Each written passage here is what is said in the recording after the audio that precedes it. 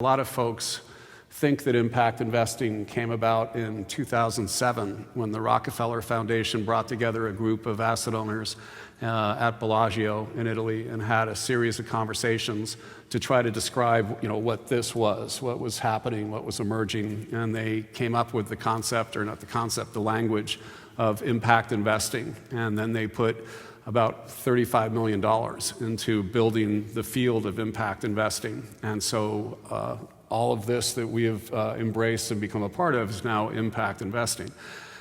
And in truth, impact investing has been with us since the beginning of modern financial capitalism.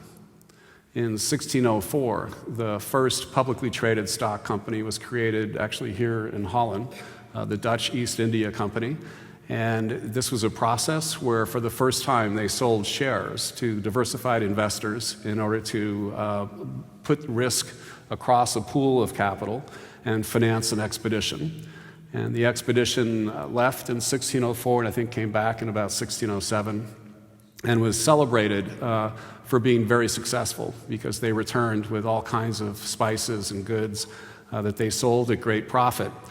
And then as the captain was describing their experience of the expedition, he confessed that in fact they hadn't engaged in trade, but rather when they got to the Dutch East Indies, all the good spots were taken by the Spanish and the Portuguese and the British.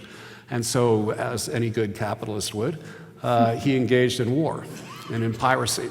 And he basically attacked all of these other facilities, stole the goods and products, and brought that back. And as this came out, there were two shareholders who had two different responses, both of whom were Mennonite. And the first said that I had invested in a certain business plan that was based on trade and commerce, and you brought me piracy. And so I'm going to sell the shares that I own and that my family own as a protest against this form of commerce. And another gentleman said, I'm not going to sell my shares, I'm going to sue you, and engaged in the first shareholder revolt, if you will, against the company, saying that the governors of the Dutch East India Group had violated their fiduciary duty by engaging in these practices. And so we see at the very, very start of capitalism this tension between how we think about the nature of value, how we think about doing good, and what is the nature of doing well. We'll probably get in a little later to how it actually goes back even further than that. I would argue that this conversation is a discussion about Western dualism and our separation of self from other, but that's a little heady to start off with, so we'll come back to that later. We then had a series of period of time kind of roll out, and we get to the 1960s, and the United States is at war in Southeast Asia, and a group of, again, religious people, Mennonites, orders of sisters, said, I don't want to have our assets invested in destruction and death. And so you see the rise of the first strategies to divest out of tobacco, weapons, and firearm that was really led by the religious community of the day. Then in 1970, you have the first Earth Day and the celebration of the idea that we need to rethink our relationship to the Earth and the planet. And so you have then a series of new funds created that basically were, to my mind, sustainability or environmental funds.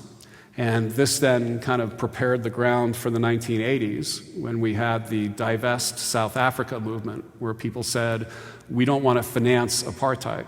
We don't want our capital enabling companies that are doing business in South Africa. And so you saw the next wave of kind of exclusionary investing, socially responsible investing, focused on divesting assets from those types of firms. And then people started saying, well, if there are bad companies that we shouldn't invest in, maybe there are good companies that we should be investing in. And the whole idea of best-in-class investing evolved. And you see the creation of Pax World and Domini and a whole host of folks who began advancing that practice. And over time, that then morphed into another level where people said, well, maybe there's something kind of in between. Maybe in addition to thinking about companies I don't want to have my capital in and companies that I do, maybe there are ways that we could invest with consideration of environmental, social, and governance factors. And so you see what's called ESG integration come forward as an investment practice, primarily in publicly traded funds. And there began to be this kind of integration of ideas and execution in the wealth management space. In the 90s, you also saw a whole generation of wealth holders who were entrepreneurs who became extremely successful in tech. And this came first with the dot-com and then what we now call tech industry development. And these folks made their wealth at a relatively young age for the most part, in their 20s and 30s. And to them, the whole idea of philanthropy didn't really make sense because the way that they had made their money was through markets and enterprise and investing, and in particular venture capital investing practice. And the idea of philanthropy felt to them very distant. It felt like something that you did with dead donor money, not with living donors who wanted to be engaged in a process. And these folks began saying, well, what would it look like to draw as short a line as possible between my investment dollar and the creation of street-level impact? And a lot of these early investments then went into microfinance, later into community development finance, and into funds that were really using the principles and practices of venture capital and private equity. And all of this came together then strategically and from a tactical position to where there was a time when you could look at a portfolio and have very few offerings that you could invest in. Maybe there was a microfinance bond note, maybe an environmental fund. Today, you can look across a portfolio of assets and find investable opportunities from venture capital to private equity to public securities to fixed income. And what people are also doing now is saying, as I look at that capital continuum, what I'm considering is not just risk and return, but risk, return, and impact. And we're understanding that across that continuum, each of these investment strategies, funds, and instruments has a different profile. And depending on what your goal is, what you want to achieve, you can create a portfolio that can advance that interest and that goal. And more importantly, we're also saying that philanthropy is part of that capital continuum, that in fact, capital is deployed across philanthropic, near market, and market rate strategies in the aggregate as a total portfolio of assets. And we begin to see then people raise the questions of, so ultimately, what are we trying to do? And I think that a few years ago, I found myself in this place where I'd been working with a set of families to deploy capital. I think in the aggregate, there was probably 1.5 billion or so that was being deployed through these family strategies. And they were doing 100% total portfolio approach. And I looked out at the market and surprised to see that over the decades, we had become a $30 trillion market of capital that was being invested across asset classes in the ways I just described, 500 billion in direct impact investing, and the balance in socially responsible ESG integration, other strategies across that continuum. And everybody was very celebratory. We've won, like this has gone mainstream. Now, there's still questions and we still have issues and there's still challenges, but many of us remember a day, I'm sure you remember a day, when you would be sitting with a family and the family would turn to their wealth advisor and say, we're interested in sustainable investing. And the response would be, how much money do you want to lose? Or that's what philanthropy is for. And I was in one meeting one time with a former advisor. The family terminated him with his response, who said, I can't manage your portfolio on the basis of protest signs. I can't imagine any investment advisor saying that to a family today, but that was the tone and the tenor of the conversation 15 years ago. And so we should be in a good mood. The problem I have is that I feel like we've missed something. I feel like impact investing and sustainable finance and all these other things are simply becoming another form of investing. It's just another style. We have our sustainability allocation and we have our hedge fund allocation. And I feel like we've lost the opportunity. We haven't lost it yet. We can get it back, but we're on the point of losing the opportunity that we have to really use capital in a way that is transformational. And the trick is that in order for the systems to change that you referred to, we have to change as individuals. We have to change how we understand our place in the world. We have to understand a different way of envisioning fiduciary responsibility and duty. We have to dig more deeply into what are really some very, very tough questions about the purpose of capital. And we have to embrace the idea that we are still in this process of iterating solutions and options and directions. And that the challenge we have is that we're all trapped. We are trapped in the traditional way of thinking of the role and purpose of capital. We forget that our notions of capital is simply a social construct. It is simply the inheritance that we have on the basis of what groups of mainly white men have defined as what is on the balance sheet and what is off the balance sheet. And yet, this bifurcated way of understanding value that asks us to either invest or make a gift. You either work for a nonprofit or you work for a for-profit. You're either doing well or you're doing good. That whole notion is simply a set of ideas. They have no basis in anything other than beliefs. And our faith in finance, our faith in the way that we have historically approached capitalism, inhibits our ability to really liberate ourselves from that bifurcated space. It limits our ability to literally be healed in the process of managing the wealth and the value that we're going to create over the course of a life, because it asks us to operate from a place of separation and division as opposed to wholeness. And the challenge is that I would argue that all of us understand ourselves and our families and our communities as whole entities. We don't look at our children and negotiate for love. Now, some people might do that, but generally speaking, when we think about our children and we think about what we want to leave them, we want them to be happy, we want them to be successful on terms that matter to them, we want them to be healthy. And the idea that my return financially has to come at your cost is the fundamental essence of modern financial capitalism. It is an extractive economic framework that chooses between winners and losers, as opposed to understanding that at the end of the day, if you lose, that will come at my expense ultimately. And that when I think about returns, and the first thing you do when you have a wealth advisor and you sit down and you develop an investment strategy, the first thing they say is, what are your hurdle rates? How much is enough? What do you really want to get financially? If my definition of financial return is not inclusive of the other, then I immediately am in a place where I'm in opposition to the world and the planet, and I'm fighting against the other, as opposed to using the force and the nature of value that's fundamentally whole to help me move the type of agenda and be manifest and be present in the way that I feel I should be called to be in the world today.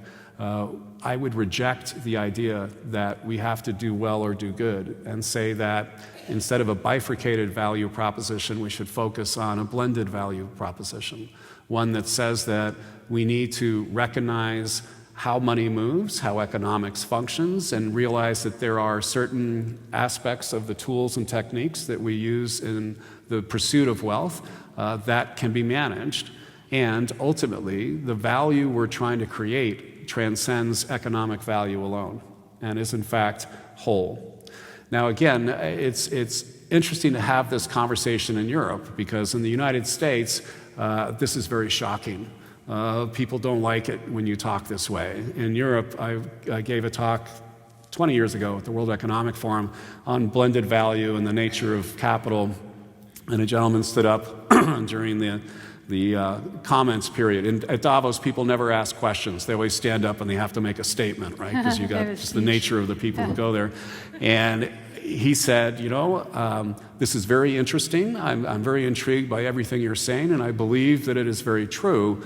I also believe there is nothing at all new about any of this, and that my family have used these ideas to manage our firm for over 150 years, and that this is, in fact, how companies should be managed and how we should be thinking about capital. And this is in his case, the German tradition of understanding the responsibility of ownership. And I think that, again, this to me kind of underscores that notion of the cultural and social context of capital. Because if you think about indigenous tribal traditions and the potlatch practice of gathering goods to give away, if you think about various Buddhist traditions that say that you cannot attain nirvana if any member of your community has not attained nirvana. There are so many different cultural ways that support and affirm and advance an alternative way of thinking. And the challenge we have is that we've allowed modern financial capitalism in the form of publicly traded companies to, in essence, define for us what the nature of capital should be and what the purpose of capital should be. And we've created whole media groups and infrastructure to support an understanding of the purpose of capital that is fundamentally at odds with the goals and meaning and value of living. And this is the tension that I feel we're grappling with. And we're at risk in part because as more and more people in traditional finance begin to understand what this is and what this opportunity represents, they will view it, I think, institutionally as just one more form of product, one more way to aggregate capital, one more way to come out on top. And we'll see the monetization of impact and the commoditization of impact, where it simply becomes another product to be sold. When we think about what is impact itself and we move to a reflection of that, I would first argue that the first aspect of impact is ignorant impact. Everything we do has an impact in the world. And the fact is, for the most part, we're oblivious to what the nature of that impact is. And even more challenging, even when we think we're doing good things in the world, we can be having negative effects. And even some of the things that we label as negative could actually be having positive effects. And so the challenge for us is to enter this conversation from a place of humility and from saying that we can intend good things, and we can be thoughtful and strategic, and yet ultimately we need to recognize the fact that we just don't know. So that's one point. The next point would be that as we think about types of impact that we can invest for, if you understand the nature of publicly traded companies, the impact that a publicly traded company has, generally speaking, will be kind of broad and thin and distributed because of the nature of the firm. Whereas if you do a direct investment in a company or a community organization that's locally based and grounded in place, you can have deep impact of a different sort. And that's all fine and good. The opportunity that I see before us is actually something that I think of as mutual impact. When we think about investing is always like, it's very transactive. I have this money, I put it in here, I get this out. When we think about the way that impact within the field has been defined, it is always something that we do to other people. How many jobs were created? How many people changed their behavior from this to that? How many tons of carbon were offset? And what we're missing is that if you open yourself up to a relationship in community, in nature, with the planet, with ourselves, that capital actually becomes a tool. It becomes a means of engagement that can open up things for you, that can help you to be liberated from this place and role where you're defined by your wealth, for good or for bad. And it opens up an opportunity for us to achieve a different level of awareness about what happens with our money, where our money sleeps at night, who uses our money without our knowledge, where we can kind of go with that money to open up new worlds of creation that we are collaborative about as opposed to directive about. And so I think this is really the opportunity that we have as a community, as asset owners, as stakeholders, as activists, is to reconceptualize our understanding of the nature and purpose of capital and use it toward this broader good. That is what I think ultimately we all would like to have our lives be about. So these are all very kind of thick ideas to sit with on a, what is this, Monday night? Tuesday night? Tuesday night? Tuesday night. You know, in a dark theater. It's very heavy. So let me just say, when we released the book a year ago, I should also say, so we talk a lot about the book. The book is free. I'm not like shilling the book, okay? So if you go to purposeofcapital.org, you can download free ebook versions of the book. The hard and paperback versions are offered at price, or at cost rather, because I really feel like we need to change this conversation. And so I just want to say that right there. If you could just go get the link and just give it to all your friends, that's fine. But when we were talking about the book, the first feedback I got from folks was that this was kind of heavy going, right? For a lot of people who are used to, people would expect you open the book, it's like 5 points to purpose, and here's what you do. The book offers no answers to anything. It basically frames a set of reflections and questions. I think at the end I have like 1 or 2 sentences about where I think it's going. But the pushback, if I got from anybody, was that I needed to create better on-ramps for the conversation because, you know, it's a modern day, right? You have to market, you have to understand this. And so my wife, who's a video journalist, and I spent a lot of time thinking about kind of like, okay, what's a really great video gonna be for this, right? And she's Norwegian, and we have a cabin in Norway, and we went to Norway, and we have all this footage of me like out on windswept plains, like, you know, looking very deep hair and thoughtful. blowing. Yeah, like hairs like this and stuff. And then the idea was that I would like read, you know, excerpts from the book at the bottom of the thing. And we got back, and it was just like, what a fucking ridiculous approach to videos. Like, this is just not going to work. Like, and so we were kind of stumped. And it turned out we were going to have Thanksgiving with my brother's family. And we got there. They live in L.A., and a very L.A. family. And their daughter had taken a copy of the book, and she loved it. And she was like, this is really great. This is just transformative, all this kind of stuff. And she's an actress and a musician. And so Mia said, why don't we just have Jackie like do this video and see what she comes up with, just from a completely different perspective, because we're so far into the material that we just don't know how to think about it anymore.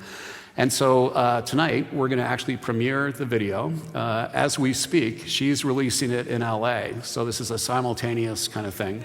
I'm going to scoot over here because the words come really fast, and so we have it subtitled in English, so you can try to catch it.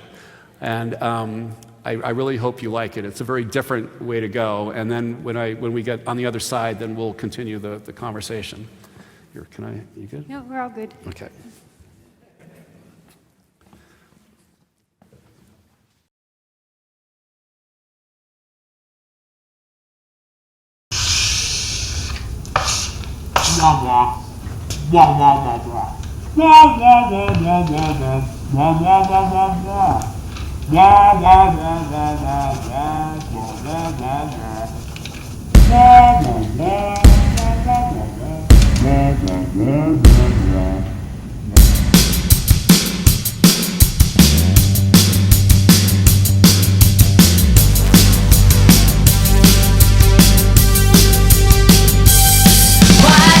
Instead of focusing on what money buys, instead of buying into financial lies, there could be more to what our capital does. We started saving up for what will save us. We redefine what money is and can do. We thought of capital as energy too. We thought of cash in a completely new vein. We utilized our funds for impact, not gain. Over the past centuries, a group of old men said that all these hard-earned dollars should be used to garner masses of mass wealth, though only one's own self would separately make equity. But now we see the world they need for us to change, where our spare change is invested last in future ages. Our planet falls to dust, their planet will combust. So we must do this task, which is to ask, what if all sectors could unite with one view in mind? Public and private entities were combined. Profit and not-for-profit had the same goal. Part in with dollars made you part of a whole. We reframed how we see our capital capital health. Value of money isn't money itself. We coin new ways for coins to appreciate. Appreciation then. Hey, that's really great! Thanks! Dueling dualities are a reality, but realistically think more holistically of what's in our pocket. We should lock it up, it's not enough if you're poor child. Don't trust these toxic claims. It's time to change the game.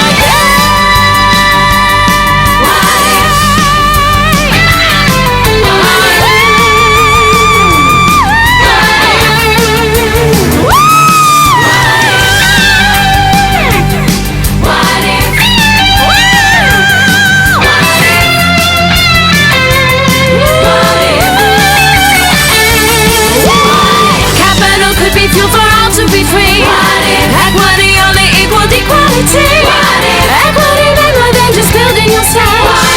We could build something bigger with all that cash. We put back into the world all that we've gained. Our concepts of gaining were truly reframed. We started investing to make the world strong. We utilize